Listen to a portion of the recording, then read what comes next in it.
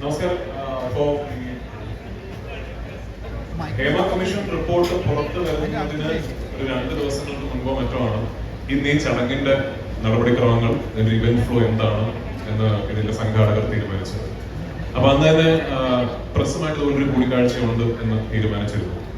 Report പുറത്തു വന്ന പശ്ചാത്തലത്തിൽ തീർച്ചയായിട്ടും ഈ പ്രസ് മീറ്റിൽ അതിനെക്കുറിച്ച് ചോദ്യങ്ങൾ ഉണ്ടാകും എന്നെനിക്ക് അറിയാവുന്നത് കൊണ്ട് തന്നെ ആദ്യം ഞാൻ സംഘാടകരോട് പറഞ്ഞത്, ഫോഴ്സ കൊച്ചിയുടെ പ്രസ് മീറ്റ് കഴിഞ്ഞാൽ അതിനെക്കുറിച്ചുള്ള ചോദ്യങ്ങൾ ചോദിക്കാൻ അവർക്ക് അവസരം ഉണ്ടാകണം, ഉത്തരം പറയാൻ എനിക്ക് സമയവും ഉണ്ടാകണം. അതിനുശേഷമേ അടുത്ത പരിപാടി ഷെഡ്യൂൾ ചെയ്യാൻ പാടുള്ളൂ എന്ന് ഞാൻ അന്നേ പറഞ്ഞിരുന്നു. ചോദിച്ചോളൂ. ഇന്നിങ്ങനെ ഒരു പ്രസ് മീറ്റ് ഉള്ളതിന്റെ അടിസ്ഥാനത്തിൽ തന്നെയാണ് ഒരു ജനതയ്ക്കായ ഒരു സോഷ്യൽ മീഡിയ സ്റ്റേറ്റ്മെന്റിലൂടെ പ്രതികരിക്കേണ്ട എന്ന് ഞാൻ തീരുമാനിച്ചത്. Go on.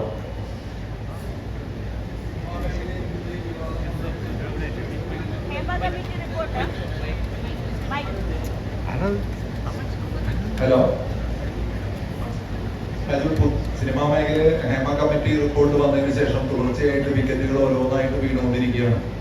ഇതിനെ എങ്ങനെ മറികടക്കും? ഇത് സിനിമാ മേഖലയെ എങ്ങനെ ബാധിക്കും? സൂപ്പർ സ്റ്റാറുകളെ എങ്ങനെ ബാധിക്കും? അറിയില്ല. എങ്ങനെ ബാധിക്കണമോ അങ്ങനെ തന്നെ ബാധിക്കണം. ഇത് ആരോപണങ്ങൾ ഉണ്ടെങ്കിൽ പഴുതടച്ചുള്ള അന്വേഷണങ്ങൾ ഉണ്ടാകണം. അന്വേഷണത്തൊടുവിൽ കുറ്റകൃത്യങ്ങൾ തെളിയിക്കപ്പെട്ടാൽ മാതൃകാപരമായ ശിക്ഷാ നടപടികൾ ഉണ്ടാകും. അങ്ങനെ തന്നെ ഇതിനൊരു അവസാനം ഉണ്ടാകാൻ സാധിക്കുള്ളൂ.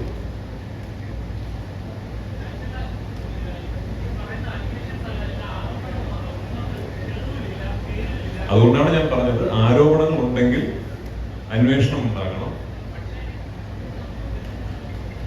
വിക്ടിമുകളുടെ പേരുകളല്ല, ഇന്ന ആക്രമിക്കപ്പെട്ടു എന്ന് പറയുമ്പോൾ വേട്ടക്കാരന്റെ പേര് പറയുന്നുണ്ട്. വേട്ടക്കാരനാണോ പോലും അറിയത്തില്ല, പക്ഷെ അയാൾ അനുഭവിക്കുന്ന പ്രശ്നം ഉണ്ടാവുമല്ലോ. തീർച്ചയായിട്ടും അത് അങ്ങനെ ഒരു പ്രോസസ്സും എന്തെങ്കിലും ചെയ്തിട്ടുണ്ടെങ്കിൽ കൃത്യമായ തെളിവുകളും ഉണ്ടെങ്കിൽ എല്ലാ കാര്യമുള്ളൂ. ഇല്ലെങ്കിൽ അയാളുടെ ജോലി, അയാളുടെ പ്രൊഫഷൻ, അയാളുടെ കുടുംബം എല്ലാം ഒരു സൈഡിൽ നശിച്ചുകൊണ്ടിരിക്കുകയാണ്. അങ്ങനെ ഒരു പ്രോസസ് ശരിയാണെന്ന് വിശ്വസിക്കുന്നു. അതാണല്ലോ ഈ നാട്ടിലെ നിയമവ്യവസ്ഥയെ അനുശാസിക്കുന്ന പ്രോസസ്. അതാണ് ഞാൻ പറഞ്ഞത്, ആരോപണങ്ങൾ ഉണ്ടാവുകയാണെങ്കിൽ അന്വേഷണങ്ങൾ ഉണ്ടാകണം. അന്വേഷണങ്ങൾ ഉണ്ടായി കുറ്റകൃത്യം തെളിയിക്കപ്പെടുകയാണെങ്കിൽ മാതൃകാപരമായ ശിക്ഷാ നടപടി ഉണ്ടാകണം. ഇനി അതല്ല, അന്വേഷണത്തിനൊടുവിൽ ഈ ആരോപണങ്ങൾ കള്ളമായിരുന്നു എന്ന് തെളിയിക്കപ്പെട്ടാൽ മറിച്ചും മാതൃകാപരമായ ശിക്ഷാ നടപടികൾ ഉണ്ടാകണം. ഈ ഹേമ കമ്മിറ്റി റിപ്പോർട്ടിൽ നിരവധി മൊഴികൾ നൽകിയിട്ടുണ്ട്. മൈക്കിൽ സംസാരിക്കാം.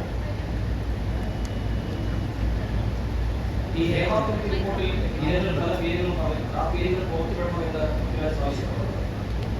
ഇല്ല, ഇരകളുടെ പേരുകൾ മാത്രമാണ് സംരക്ഷിക്കപ്പെടേണ്ടത് നമ്മുടെ നാട്ടിലെ നിയമവ്യവസ്ഥിതി അനുസരിച്ച്.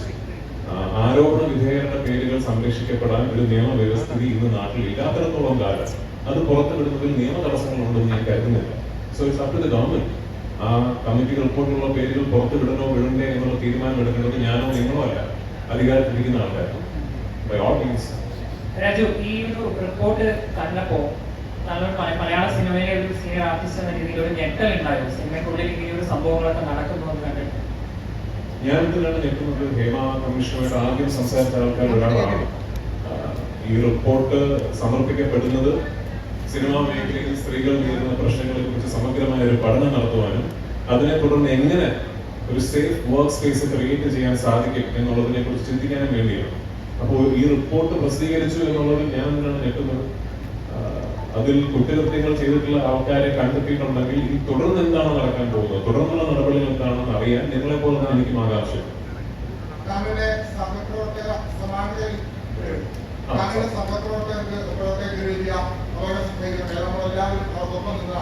അന്ന് കാവൽ പ്രദാനം ചെയ്യുന്ന സംഘടനയായ അമ്മ അത് വലിയ വിപ്ലവകരമായ തീരുമാനങ്ങൾ എടുക്കും എന്നെല്ലാം പറഞ്ഞിരുന്നു. പക്ഷെ പിന്നീട് അത് കാര്യമായ ഫോളോ അപ്പ് ഉണ്ടായില്ല. വീണ്ടും അമ്മയിൽ പരാതികൾ വരുന്നു. ആ പരാതികൾ അവിടെ ആരും തുറന്നു നോക്കാതെ ഇമെയിലേക്ക് എത്തുന്നുണ്ട്. സംഘടനയ്ക്ക് ഇതുമായി ബന്ധപ്പെട്ട ഒരു വീഴ്ച സംഭവിച്ചിട്ടുണ്ട്. ഇപ്പൊ താങ്കളുടെ കൂടെ അഭിനയിച്ച ഒരു സ്ത്രീ ഇന്ന് പേര് പറയില്ല, അവരിന്ന് വർഷങ്ങൾക്ക് മുമ്പ് അയച്ച ഇമെയിൽ അതിൽ നടപടി ഉണ്ടായിട്ടില്ല. ഇതൊക്കെ വളരെ പരിതാപകരമുണ്ട്. സംഘടന ഈ വിഷയത്തിൽ ഇടപെടുന്നില്ല എന്നതിനെ കാണിക്കുന്നത്. തീർച്ചയായിട്ടും വീഴ്ച സംഭവിച്ചിട്ടുണ്ട് എന്നുള്ളതിൽ യാതൊരു സംശയവുമില്ല.